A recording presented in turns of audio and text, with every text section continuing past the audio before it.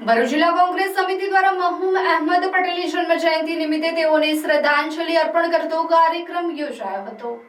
ભરૂચ કોંગ્રેસના દિગ્ગજ નેતા અને રાજ્યસભાના સાંસદ રહી ચૂકેલા મરહુમ અહેમદ પટેલની જન્મ જયંતિ નિમિત્તે ભરૂચ જિલ્લા કોંગ્રેસ સમિતિ દ્વારા આજે કાર્યાલય ખાતે પુષ્પાંજલિ અર્પણ કરવાનો કાર્યક્રમ યોજાયો હતો।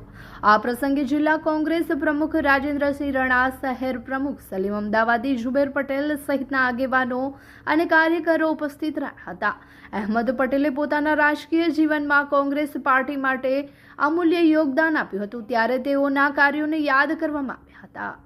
ગુજરાતના પનોતા પુત્ર, રાષ્ટ્રીય નેતા, જેના હૈયે અમારા સૌનું, સમગ્ર લોકોનું હિત સમાયેલું હતું, એવા રાષ્ટ્રીય નેતા અને અમારા પરિવારના મોભી કહેવાય ભરૂચ જિલ્લા કોંગ્રેસ સમિતિને એવા રાષ્ટ્રીય નેતા અહેમદભાઈ પટેલ સાહેબના જે જન્મ જયંતિ છે, તેમને આ તબક્કે કોટી કોટી વંદન કરીએ છીએ, શ્રદ્ધાંજલિ પાઠવીએ છીએ।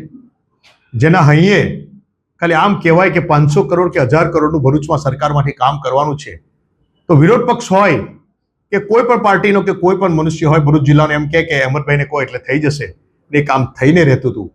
એ દિવસો આજે યાદ કરવાના દિવસો છે, એમને કરેલા કાર્યોને યાદ કરવાનો દિવસ છે અને સપનું જોવે ભરૂચના યુવાનો અને એને સફળ બનાવવાનું ધ્યેય અહેમદભાઈ પૂરું પાડતા હતા, એવા અહેમદભાઈ પટેલ સાહેબને દિલથી આજે એમની જન્મ જયંતિ નિમિત્તે કોટી કોટી વંદન કરીએ છીએ।